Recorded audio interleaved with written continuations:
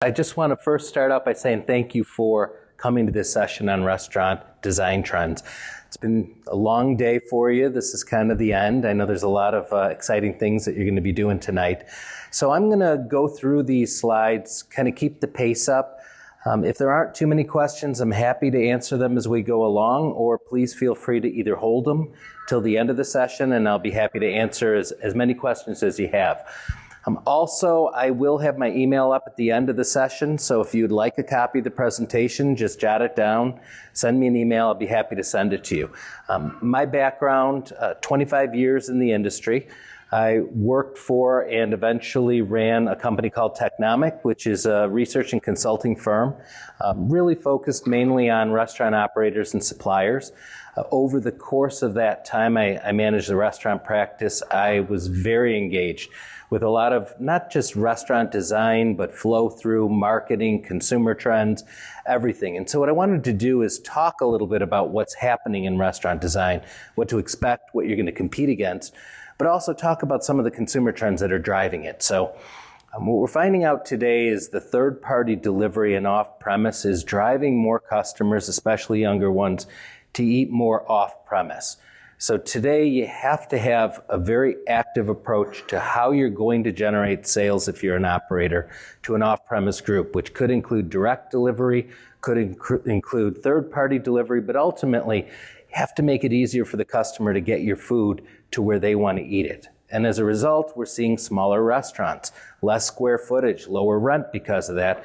But those restaurants that are already open, they have to start thinking about how they're going to use that space, how to optimize it, because there may be a little bit too much dining room space, and how do we use that, and how do we manage back of house for large catering orders, for other types of really managing the flow through of these orders. So today I'm going to just start with the on-demand consumer. That may be a term that you're familiar with. The on-demand consumer is the one that wants it, when they want it, where they want it. So I'll talk a little bit about that. Direct delivery, which we know in the pizza space, a lot of the delivery, a lot of the food that's off-premise is done through direct delivery. So there's a lot of that. And I'll talk a little bit more about the third-party delivery and the impact that that's having. Dine-in design. So some design changes that we're starting to see in more of the restaurants with an angle towards the pizza. And then some technology and some key takeaways in terms of where to go from here and how to maybe incorporate some of what I'm communicating today in terms of trends into your restaurant, or if you're a supplier, how you approach the restaurant operator, understanding the realities and the competitive pressures that they see today. So we'll start with the on-demand consumer. They expect to maintain and increase the use of third-party delivery. So today we see Uber Eats, DoorDash, Grubhub. If you're using them, you may be paying a 20 to 30%, maybe even higher fee. So if it's not an incremental sale, it's going to destroy the margin on your business. If you're a full-service restaurant, you're not delivering food, it can help you. If you're limited service and you're already delivering, it's making it a little bit harder. But when we look at the consumer, and especially the millennial, we can see asking them the question, do you plan to use more, the same amount, less, or never using third-party delivery? And we can see 28% said more, 62% said about the same, only 8% said less, and only 1% here said never. So a large percentage of the millennial generation, 33% of them indicated they're using it, they're willing to pay the fees, and this third-party delivery, it's not going away. I think a lot of us now are using Lyft, we're using Uber. There's a whole group of people that are out there that are working, that are going to continue to work. I have a friend, about a year and a half ago, he lost his job as executive chef at the Embassy Suites. So he Ubered for almost a year before getting a job at the Marriott as executive chef. And I looked at him and I said, so you're done Ubering? And he said, no, I'm going to keep Ubering because it's extra money, and when I need it, I want to have it. So a lot of people are out there. The restaurant industry used to be this place where if you needed a job, you could go to the industry. I started out when I was 14 in the restaurant industry. Now you go and you Uber, assuming you have the car, you have the capability of doing it. But that isn't going to go away. And as Amazon grows, we're going to see more and more of it. So you have to be prepared for off-premise sales, because that's where a real battle for share is taking place. And we asked, what are the reasons that you expected to increase your usage, more options available than ever before? So more restaurants are using the third-party platform to get their food out. So it used to be pizza, Chinese food, some items. Today you can get almost anything. Now that Taco Bell and McDonald's and Wendy's are doing all of the third party, as a pizza company, you are going to compete with just about everyone, where you didn't for many years. I rely on the convenience, 39%. So a lot of convenience factors here. More of my favorite places offer delivery was 38. Delivery is faster than it used to be. I'm hearing about 27 minutes. I think back to the 80s when Domino's said 30 minutes or less or it's free. And there were a lot of accidents because of it. But the Uber is technology focused. It's allowing the restaurant to manage a little better. The food is ready. The driver comes, it gets delivered. And then more places nearby offer delivery, 27%. So a lot more delivery. That means more competition with the pizza industry, and it means a lot of options for everyone else. So expect that to increase. More takeout orders are planned on impulse. So this is something I think when you're thinking about marketing your business and your customers, impulse is driving a lot of the purchases. And when you're thinking about I'm hungry, you're not always as a consumer visualizing exactly what you want. So you start thinking about top of mind, and that could be a social media ad. It could be a commercial on television. That could be a magnet on your refrigerator. But often, 65% of the time, consumers are using an impulse for a takeout order for pickup. So they're saying, I want food, I don't know what I want, I know who I use, and 65% of the time, it's very impulsive. So you have to remain top of mind for these groups and be able to be there when they make that decision. 64% takeout with delivery, 68% takeout from direct from a third party. So we're seeing even more impulse driven, and Grubhub's done a great job of putting a lot of restaurants on their maps. So you have a lot more choices today. And 49% catering for pickup and direct delivery. So even catering orders, people aren't thinking to myself, I'm going to order from Panera. McDonald's is doing catering now for breakfast. So a lot of people are impulsively choosing, I've got a group of 10, I need to order food. Of course, they're going to consider price, but they're thinking about convenience. How can I get it here? How can I make it easy? Mobile phones, very prominent. So a lot, 46% in terms of the type of device that's used for these takeout and catering orders are mobile phones. So getting an app, having real estate on a phone, again, being top of mind there is going to be important. Keeping it simple, making it accurate, and delivering it or allowing it to be ready for pickup is going to be very important. We can see laptops have overtaken desktops because they're much more common. The desktop computer, the landlines. My wife is a franchisee of Firehouse Subs, and when we opened the store about 2.5 years ago, we didn't have to have a fax line. I was surprised. Almost every store had a fax line. Today, no fax lines. Everything's done through online ordering, through mobile apps. It comes in. No more of the fax lines. Tablet and PC and iPads are still being used. I think a lot of people are using them when they're sitting watching television. They see an ad, all of a sudden the iPad is right there, the mobile device. So it's, again, very impulse driven and less than 1% voice enabled. So I think this is going to increase dramatically over time, and we're going to be able to tell Alexa or Siri that we want an order, and that's going to make it for us.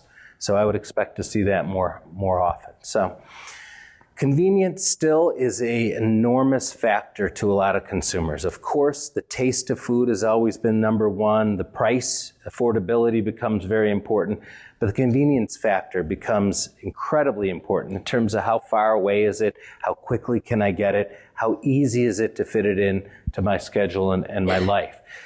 So one of the first changes that we're seeing and how the designs are really moving is curbside pickup. So a lot of restaurants are trying to make what's already very convenient. Look at Chick-fil-A, reserved for curbside delivery. They have a drive-through, but yet they're adding curbside pickup to it. McDonald's is doing it. And this is designed so if you want to make the order ahead of time, you do it through your app. You say you're going to pick it up, you pull in, they bring it out to your car. If you're a mom with kids and you just can't drag the kids inside, sure enough, you can just pull up and they'll bring it out. Now we see this a lot more in retail. So Walmart's made it very easy. My wife and I would go to Walmart a lot, but then she used online delivery and she said, I'm never going there again. She's like, this was incredible. It was accurate. It was easy. She pulled up, they put it in the cart, and she won't shop at Walmart again that way. And then even Target. Target's another good example. They've done a nice job with the pull-up. You just pull in, there it is, makes it simple. Now, I know a lot of people like to shop. For people like me who don't, it's easy. It's effortless, and certainly it's going to make it a lot easier. In fact, retail stores are going to be more like a distributor than an actual retail showcase. Obviously the department stores have mostly gone away. So curbside is going to be important if you can integrate it into the way you're doing business. If you're in an urban location, curbside is great. Suburban, there's usually parking, but sometimes, during certain parts of the day, there's way too many cars in the lot and it's hard for customers. So having this dedicated effort is going to change the exterior and the convenience factors. So the next one now is really how we're dealing with maybe labor, but this is Wow Bao in Chicago, and they have an automated order and pickup. So the way Wow Bao has created this new store, and they do a lot of these bao that have chicken and beef inside them and vegetables. And what they've done is they've leveraged this platform by a company called Pizza out of San Francisco. And it's very much like the automats that used to be around in the 30s and 40s, where you had a number of doors when you walked in and you paid, you opened a door and the food was sitting inside the automat. So you walk into this store, they have one person in the front of house. You can walk over and order through the kiosk, so there's no labor involved. The accuracy is high. You're paying. Immediately it queues into the kitchen, which is behind these doors on the right side. The food is prepared, and when it's ready, they push it into the door. They indicate it through their POS that the food is ready, so your name is up, you see the door number, you walk up, you pick up the food, and you walk out. Now this store operates with an expected unit volume of over $1 million a year and has 3 people working within the restaurant. So they've found a way to reduce labor, to make it easier, especially for younger consumers who don't want to interact. But ultimately, when you look at this concept, it's a little bit ahead of the curve. So if this concept fails, it's only because we're not quite there yet. Older consumers like me want to interact, want to ask questions. They're not quite ready for it. So when the millennials get older and the next generation, I've got 2 kids, they're 18 and 16. As they age, I think this is something they may use, but today it's not quite there yet. The customization, the engagement that you see in a Chipotle and a Subway and even the fast casual pizza market is what a lot of consumers want. And today that's important. This is the future, but it might just be a little bit too early. Now here's one Little Caesars with the hot and ready zone. So one of their franchisees came up with an idea one time and said, hey, we're going to go out front and we're going to put up a sign that says hot and ready, $5. And it took off. And very smart organization. They said, hey, if it's working so well for you, let's launch this across the platform. Well, today you can get these hot and readies, and Little Caesars isn't known for delivery. It's still more of a takeout kind of place. But they've got this pickup station you can see on the left-hand side where they take their hot and ready pizzas, they throw them in there, they put in your order, you walk up, you have the kiosk so you can order, or you can tell it, I'm here, open the door, pull it out, and you can leave. So again, these are not necessarily restaurant design changes that you want to employ or change in your restaurant today. It works very well for them, and you may not be there, but you have to remember this is the competition in the pizza market. When you talk about the billions of dollars that Little Caesar sells, they're in the number 3, still ahead of Papa John's. They are doing this through this system. They can afford the technology. It's reducing labor. And quite frankly, it's cool. Customers like it. Not all of them.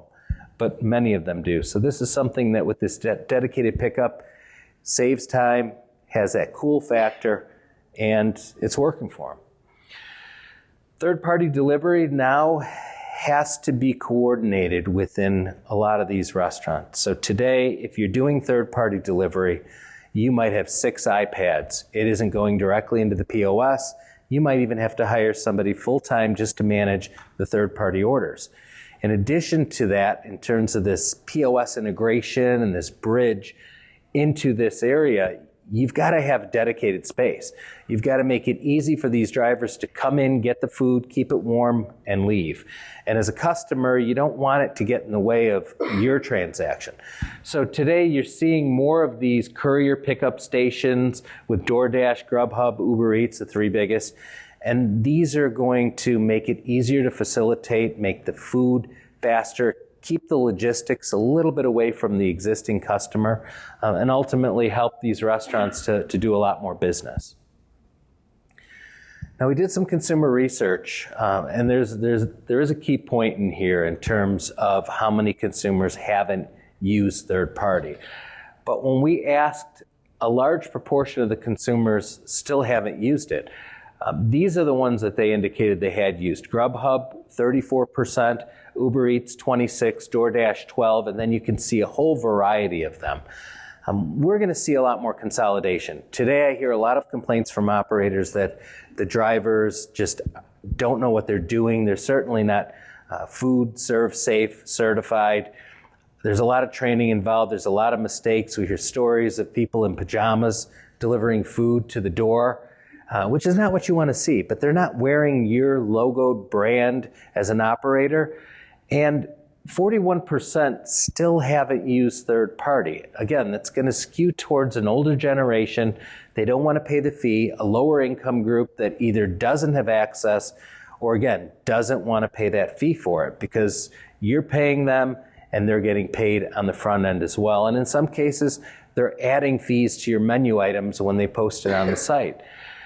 So these costs are pretty relevant, and over time you're going to see more consolidation. I'm not sure which of them are going to make it. I think Grubhub and Uber Eats and DoorDash will, but some of these smaller ones will be absorbed in. They'll be purchased, they'll be brought in, they'll make the other ones bigger. Certainly the network of drivers is pretty good, and there's a lot of demand, and there's a lot of supply for drivers, so that probably won't change. But the biggest question is, the 30% fee they charge might not be enough. With labor rates going up, with the high cost of benefits, that number is more likely to increase rather than decrease. Unless you're a franchisee of a large chain, you're probably going to be paying 30 or more % to do third-party delivery.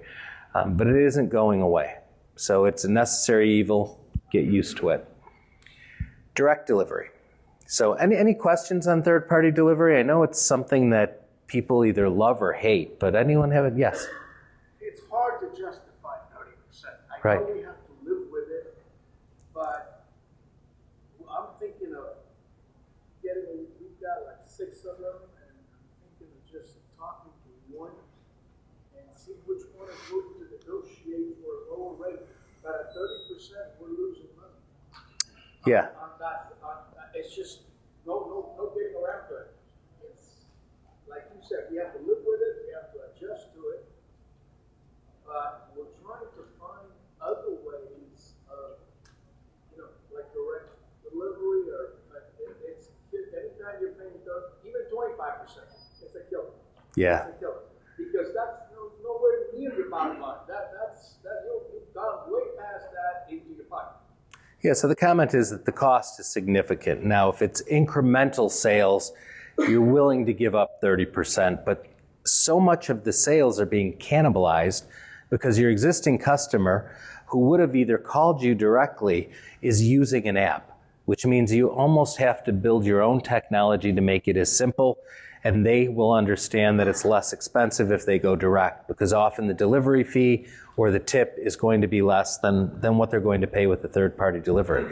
So you have to really understand Are they marketing your business? Are they able to generate incremental sales? Are your sales going up, and is the cost hurting your bottom line margin? And it's a very sophisticated analysis. So I think a lot of the time you have to be able to look at it. You're losing the transparency between the customer and the operator. So large catering orders that may come in that might be for 6, 10, 15 people at a very high cost to you. So ultimately, there have to be some limitations on what you're doing. And I think to your point, getting to the right one or two will be helpful. Now, if you're an independent or a small group of restaurants, I think ultimately there'll be a way to move into a different environment. There's group purchasing organizations for buying food today for operators. I think there's going to be a way for group delivery opportunities. Now, when we look at it, I want to talk a little bit about where the growth is, because I think that's important. Delivery will continue to see double-digit growth. So when we did this 5-year off-premise forecast, and it's compounded growth, we kind of looked at where is growth going to occur in the industry. We know we're in a very low growth market. 3.5%, if we're lucky, maybe 2.5% of that is inflationary. So most of the price is driving the growth that we're seeing. It's a battle for share. But where is growth going to occur? Now, off-premise, over the next 5 years, and this is based on consumer study, this is based on operator interviews, and just general smart people in a room coming up with a number, off-premise is expected to increase 11%. If you're a pizza restaurant, that's good news. The delivery will go up 13%. Catering, 7%, takeout will be 7%, and dine-in is 0. So when you look at these numbers, I mean, the first thing you have to say is, how is delivery going to go up so much? Now, we have to remember, the delivery is still a smaller number compared to dine-in. So most or all of this growth is going to be not only price, a little bit of traffic, but it's all going to come at the expense of dine-in. Now, it doesn't mean dine-in is going to decrease. What this means is that dine-in isn't going to increase. So if you have 1,000 people who dine in your restaurant a year, that number is not likely to increase. In fact, it's more likely to decrease, because many of those people are going to consume your meals in their home. And that will be more competitive with food at home that they're preparing from shopping at some of the supermarkets. So ultimately, delivery is going to grow, so the strategy around delivery has to be good. And again, the pain threshold of how much you're willing to pay as it's expected to even increase is going to be important. Catering is going to be really big. So you can grow your catering by being direct, you can do reach outs, you can do all these things to increase those catering orders and ideally avoid the fees on those for delivery. When we take a look at Panera is one that said, okay, we're going to do direct delivery. We're not going to go do third party, and they struggle with it. So one of the companies that they use is called Indeed, and they do a lot of their recruitment for their drivers. And if you look at the drivers who've been recruited, they often do scores on Panera. And what they've indicated is that Panera just doesn't get it. They're not a delivery company. They don't deliver pizza. They don't have experience. They're learning. Now, what happens to the driver who's there to deliver and there's no deliveries? Well, you're washing dishes, cleaning bathrooms, prepping, and you're not making tips. So it's very, very hard to do direct delivery. It's certainly saving all of those fees, especially on the catering orders, but direct delivery is going to increase to $51 billion 5 years from now in 2023. Today it's $32 billion. It's 61% of total delivery. So direct is still a very large percentage of the industry. And I think most companies are going to battle with, do we do it ourselves or do we do third party? And once they start doing third party, it becomes easier. It's less profitable, but the ease of being able to do it and not manage the deliveries of the drivers, it can be very competitive internally. Environmentally safe vehicles. So again, this isn't necessarily an interior design, but a design to the delivery vehicles. It's the branding, it's the social impact, it's environmentally safe, but it's designed to actually deliver pizza. When you look at the interior, you can see keep hot items hot, cold items cold. It makes it easy. The doors, now they've got this whole system where they're going to deliver wherever you are, not necessarily just a house, but there's delivery points that Domino's has done. And quite frankly, other than this last thing where they're giving you loyalty points for eating someone else's pizza, I just don't get that. I know they want people to sign up on their app, but ultimately they've done everything right over the past 5 years. They've just continued to grow at double digits. Their technology is savvy. Their menu offering has been solid. And they've done a great job for a company that finally came out and said, hey, our pizza's not very good. We're going to try and make it better. So Domino's has done a pretty good job. They're using this fleet of cars. It's specially designed for what they want, branded, and very efficient. So this is something that I think they've done very well. And then this one's interesting. It's more of a Silicon Valley concept called Zume Pizza. It's farm to pizza, and the concept here is they cook it on their way to delivering it. So this is the interior. You can see all these ovens. They get an order, they throw it in, they drive to where you're at, and it's available. So again, this is a model that's probably not going to work very well. In Silicon Valley, it's pretty cool. I'm sure you can do large groups with it, but I wouldn't expect to see this in your neighborhood. So the next area I wanted to cover is dine-in design. A lot of changes taking place, and communal tables seems to be more of a very good occasion-driven trend. I remember the first call I think I got was 20 years ago. The Chicago Tribune called and said, "Are communal tables trending?" Very European in nature, large tables designed for large groups. Well, today, people are getting seated right next to each other. If you want elbow room, it isn't your son or your wife or your brother. It's the person sitting next to you. So communal tables have really started to grow. It's a way for large groups to get together for occasions. If you're doing an occasion where you may be closed in the morning or on a certain day of the week, you can bring people in and they can do study groups or work sessions. But communal tables have changed, and more Americans are getting very close to it. Now, when you think about the occasions that you're managing, large groups are a small percentage of them. You know, you need to have 2 tops, 4 tops, maybe tall boys, and booths and regular tables. So the flexibility within a dining room, if you're not just takeout, is going to be really important, because consumers look at different occasions. They're saying, this is the occasion I'm about to have. What is the best place that has the food I want to serve me?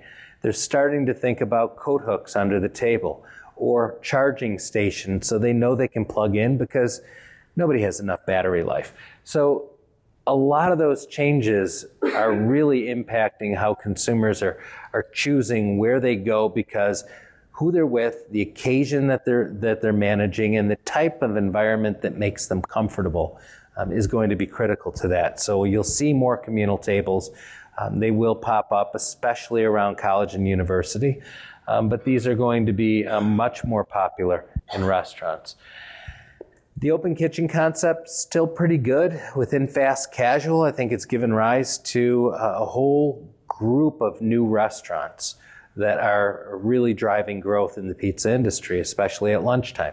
So you have custom fast casual, you have the large centerpiece stove oven, you have the customization like you've seen at Chipotle and Subway, the engagement, and then the 3-minute firing. So a lot of that's helped.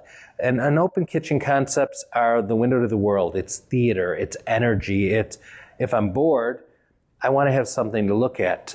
Flippy, the burger flipping robot in California, was so popular that lines were out the door when they launched it. Flippy was so busy, he had to go on a break and they had to shut him down because the humans couldn't interact with the robot in a way that was cohesive.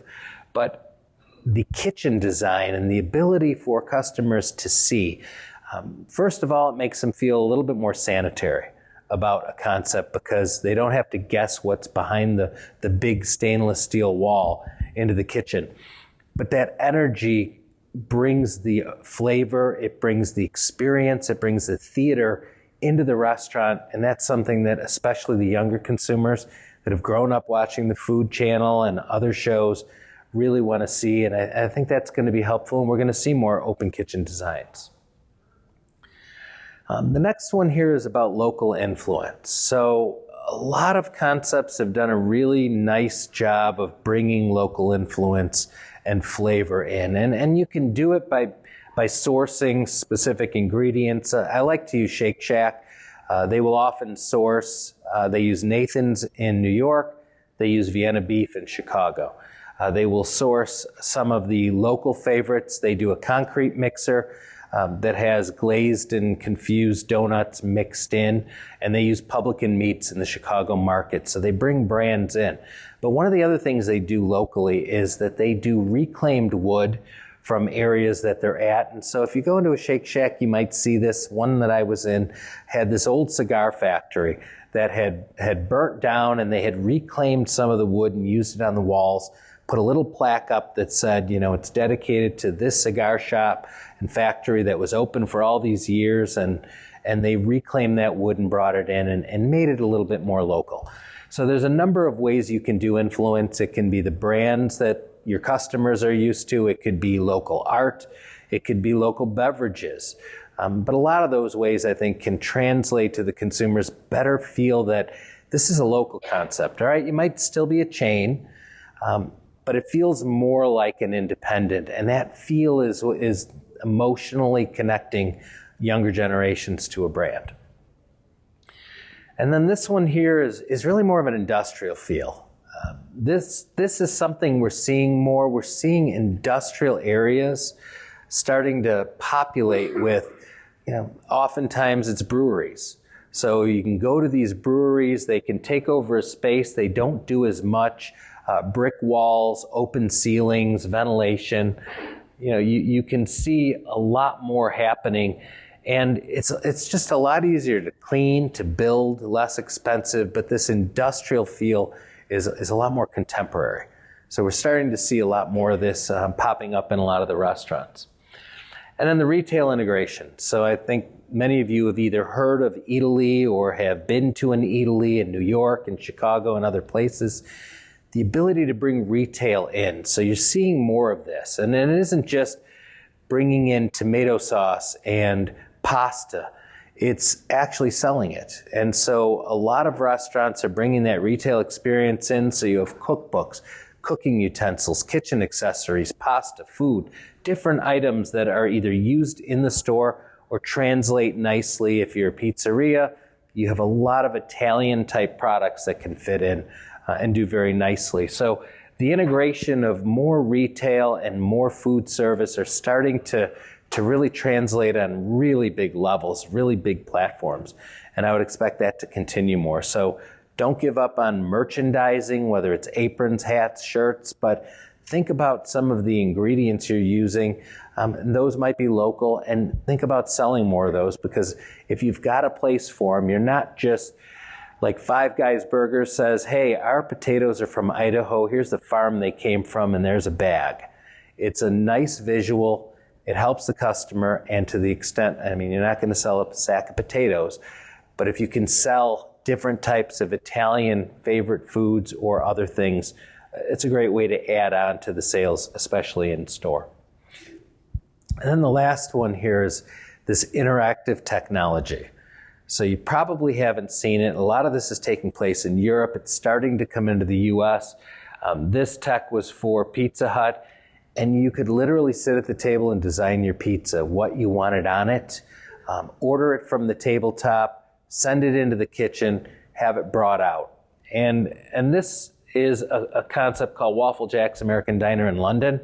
The gaming that takes place. So you go in, you order your pizza, you customize it, it's off to the kitchen, and then you've got games that sort of occupy your time. If you have kids, it's great. If you're on a date with your spouse, these are all great options to keep people engaged. And again, the technology is very cool for younger generation that is, quite frankly, on their phone all the time.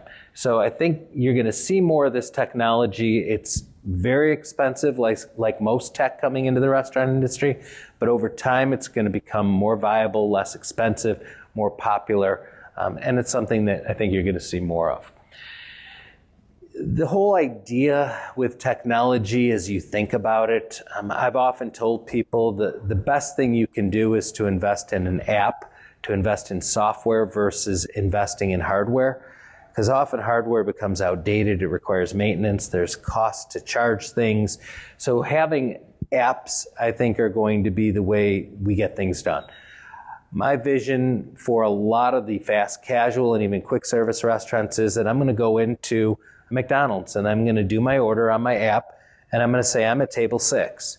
And when the food's ready, it's going to come out to me. I'm not going to go to the counter. I'm going to pay with my phone and I'm just going to tell the restaurant where I'm at. Maybe I'm at table 6, maybe I'm in parking stall 14. But that's going to change. The technology and the hardware is going to definitely change. I've always said it's better to follow trends that are working. I mean, McDonald's jumped into the app market very late, but they're still finding success with it. You can see whether it's Flippy the robot, or here's a robot that actually delivers food in an Asian restaurant. We have the Farmer's Fridge, which does salads that are done in a vending machine, all organic, natural, fresh, $8, $12 salads. And I still wonder with the food waste whether that's going to work. But these are all examples of different types of investments that over time will likely evolve into something else. So as you're looking at the industry and what consumers are driven towards, what's popular, think about the investments you're making. It's a lot easier to have an app that allows you to control what you're doing than to start to invest in heavy-duty hardware that's going to be a big write-off, a big cost, and high maintenance over time. So here are the key takeaways that I want to leave you with and talk to a little bit. The on-demand model is central to competing effectively long-term. So with on-demand, it's about dedicated spaces within your restaurant or a way for the third-party delivery guy to come in and take, or even takeout.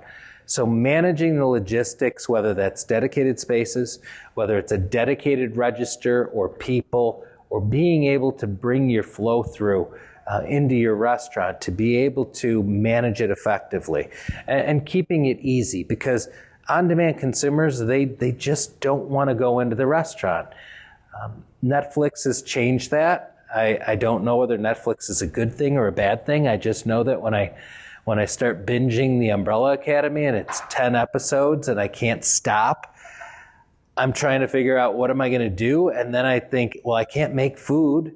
I can't pause it now. And so that's when I'm delivering. So the on-demand is big. And binge watching television.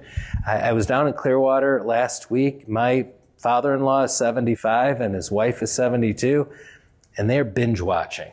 And I thought, you're too old to even understand Netflix, but there's no age around this. I mean, it's on-demand, consumer-controlled, so it's going to be something that's going to be here for quite a while. Simplified ordering across platforms will be a big win. You said you had 6 different third-party delivery. How do you integrate that? How do you punch it into your POS? How does it all bridge together? So now it isn't just about how do I keep from the fear of missing a sale to now I have to pay someone to actually manage this. And then what if I don't manage it well? I'm going to start making mistakes. Customers are going to be unhappy and they're not going to come back. They're going to give me a bad score on Yelp. So a lot of this has to be very simplified. If you can't do 6, do 3. If 3 is too many, do 1. And if you're really fed up, figure out how to do direct delivery and manage it yourself. Create and invest in an off-premise strategy. So again, restaurant design, of course, when you're thinking about the kitchen, the interior, a lot of what I'm talking about today is the mindset of the consumer that's driving the decisions you make and the investments you're going to make within the restaurant. Are you going to change the way the kitchen is? I see a lot of the people that I talk to are building coolers outside the restaurant so they don't pay any rent for it, just putting a door to get to it. And again, that's not feasible for everyone, but interior design is going to really change because the off-premise strategy, the dine-in experience, and how you manage that all is going to shift how much is allocated for your prep, for your back-of-house kitchen, for for your online orders and third party, and for your dining space. So a lot of that is going to change as these parts move around.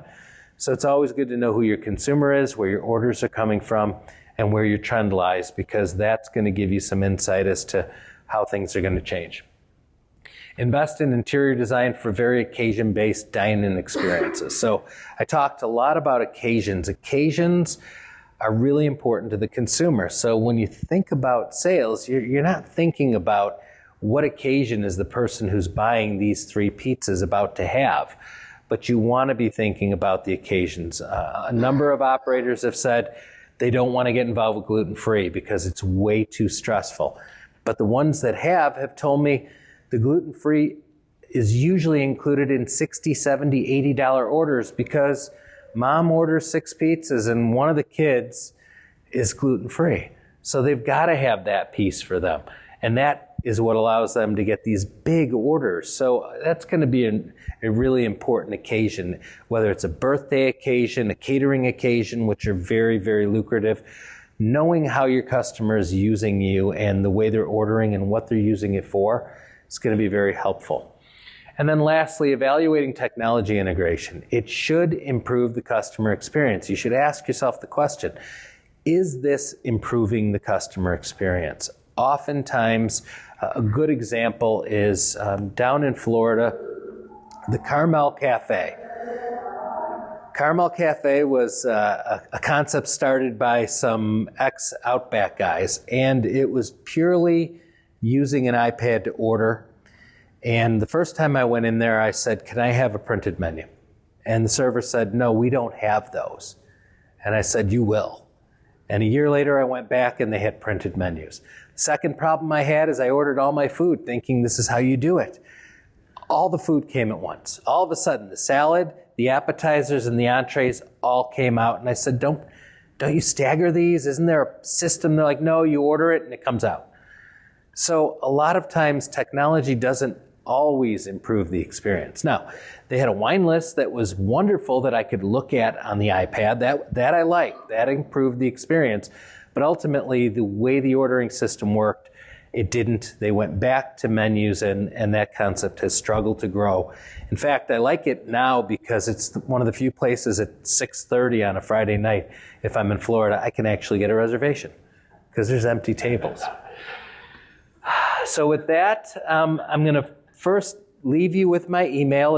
If I can send you this presentation, if you have questions, I'll definitely answer it. I hope I was able to give you some good information on the consumer, on kind of what's changing with design trends, and I'm happy to answer any questions that you might have. Yes, in the back. You want to know about the trends in drive-thru?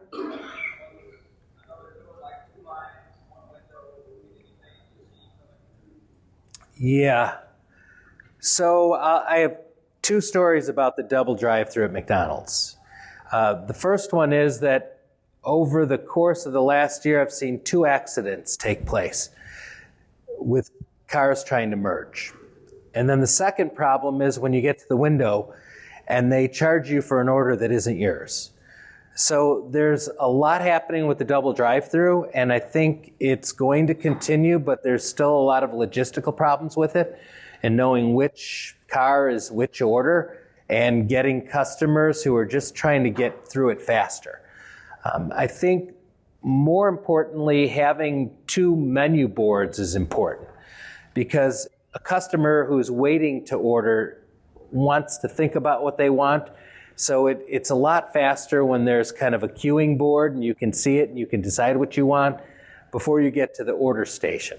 So I think that's becoming more popular. We're seeing a lot more digital boards popping up instead of the ones that get cranked or the ones where you have to run out when you update the price and put the little numbers on. So I think the technology there is improving and definitely overhangs to keep rain from hitting people as they're in there. But I think you're going to see more pickup windows. So a lot of less traditional drive-through restaurants, like family-style restaurants, Frisch's in the Midwest, they have a pickup window. And so with third-party delivery, I think you're going to see a lot more drive-through windows for pickups, and certainly for just ease of takeouts and third party. Yeah. Yes, right here. With a lot of tastes that are changing more rapidly, menus, it happening also with design, and we've seen companies change the way they spend or invest in the money into the design and the ambiance of the restaurant. Yeah. Yeah, so your question was on different flavor profiles changing and evolving and how that influences the restaurant design. I think fast casuals demonstrated that, I used to think of pizza as sausage and mushroom. Today there's 40 to 50 different ingredients, 10 different cheeses, 6 different sauces. So I think within fast casual you're seeing a lot more. I think overall you're seeing more spicy profiles on the menu in heat indexes now. And I mean, you might have seen that in Thai food where it's like, I want it spicy or medium. So that's starting to change. But I don't know that the ingredients really have changed the interior design. I think it's impacted the back of house design a little bit more because... I'm more asking, is the speed of trends changing the design, investment design? I don't think it is. Yeah, I don't think the speed of these trends, which are much faster. The speed of remodels has gotten much faster. So about 5 years now, and it used to be 10, and then it was 7, now it's 5. And you're also seeing design take place. You're not remodeling the entire store. They're replacing the lighting. They're replacing the flooring. So the design changes on existing stores tend to be very, very modular, like a computer where you upgrade a component instead of redoing the whole thing. Yes, yes. In the retail concept trend you were talking about, is that an actual profit center or is it more experiential design? It just seems strange to hold retail inventory and management systems. See that converted. Sure. So Cracker Barrel has 600 plus restaurants, and 21% of their sales comes out of the gift shop in the front. Very high margin stuff.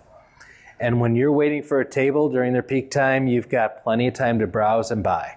So it's a terrible example to answer your question, but merchandising often is much higher price points and great margins. Scottsdale had a heart attack grill. Their spokesman was 350 pounds. They sold a 2-pound burger, and they did T-shirts for $25 in a vending machine within the store. And they couldn't keep them.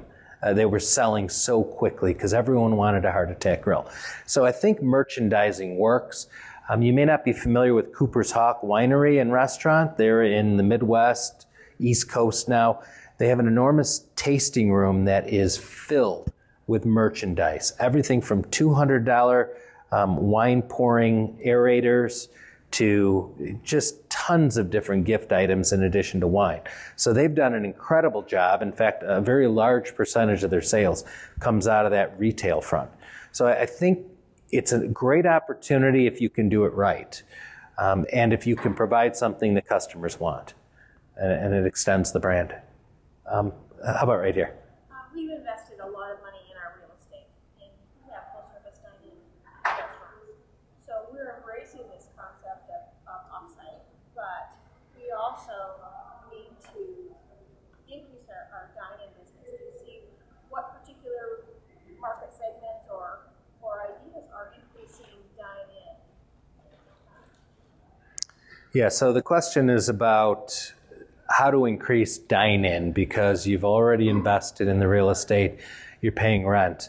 It's difficult. It really is because the young consumer is an on-the-go consumer. They're not accustomed to coming into restaurants and they're going to use them less for dine-in occasions. So if there's a way, how much square footage do you have? Our newest location has like 7,500 square feet. Okay, so 7,500 square feet's a lot. Yeah, I mean, the ways, do you have private rooms? We do. Okay, so private wine rooms especially, and it's Italian, right? No. What kind of? California artisan. Okay, so pizza, wine, and beer. I think the wine is starting to flatten out, but it's been trending for years. And so the creation of a wine room is a great opportunity for private occasions, certainly to dedicate some space.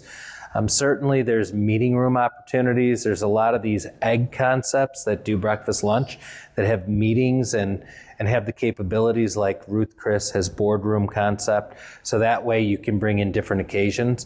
But ultimately you've got to do a lot more. Do you do a lot of family occasions? Yeah, promoting the family occasion is going to be really important.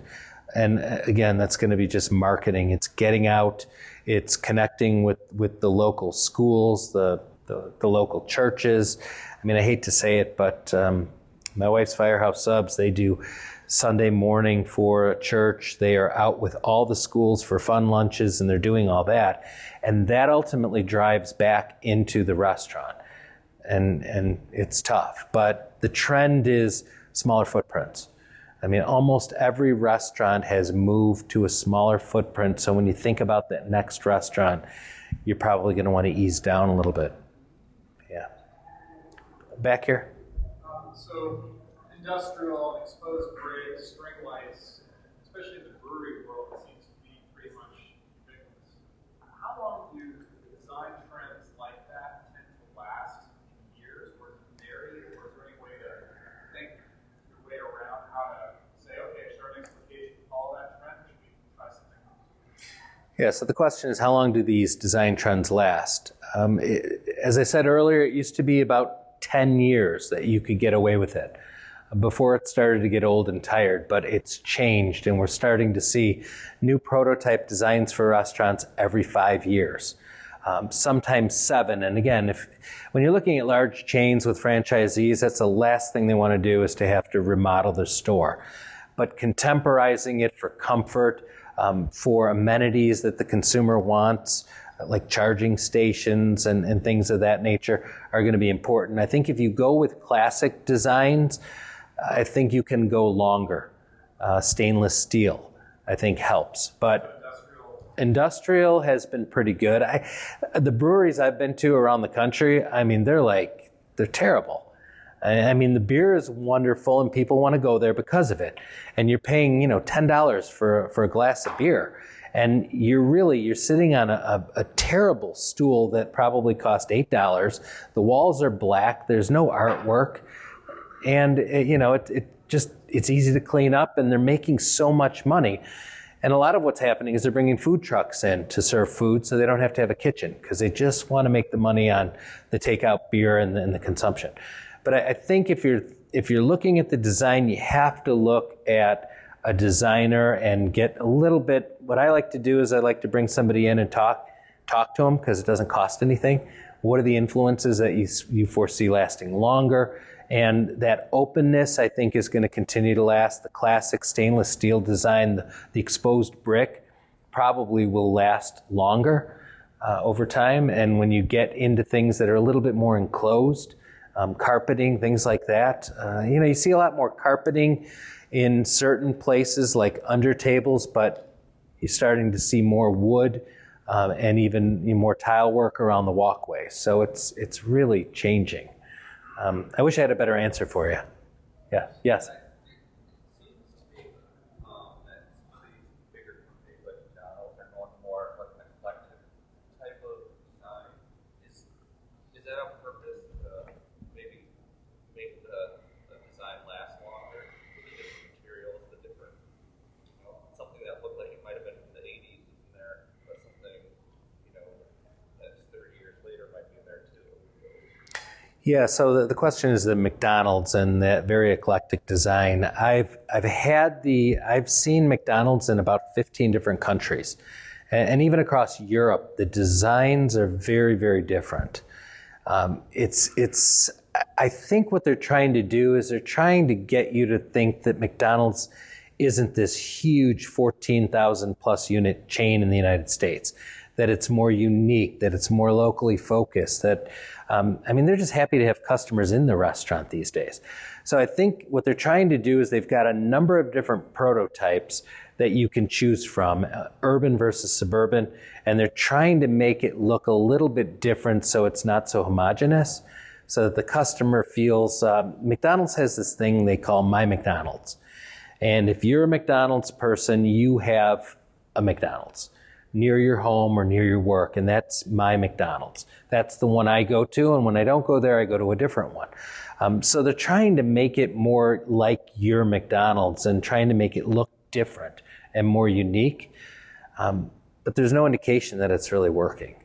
I mean, just updating it. One of the things they had in Europe, in London, they had these 4 stations where you could text people and email within the restaurant. Nobody was using them. So there's a lot of design changes. The one thing that is neat, though, in Europe is they don't have the McDonald's Playland. They have the McDonald's Gymnasium. So instead of going and playing on this big playground, you actually can go in and they'll have what looks like a Peloton kind of bicycles where there's movies, and it's a little bit different there. But there's so many different varieties of McDonald's, it's hard to keep track of anymore. Yeah. One more over here.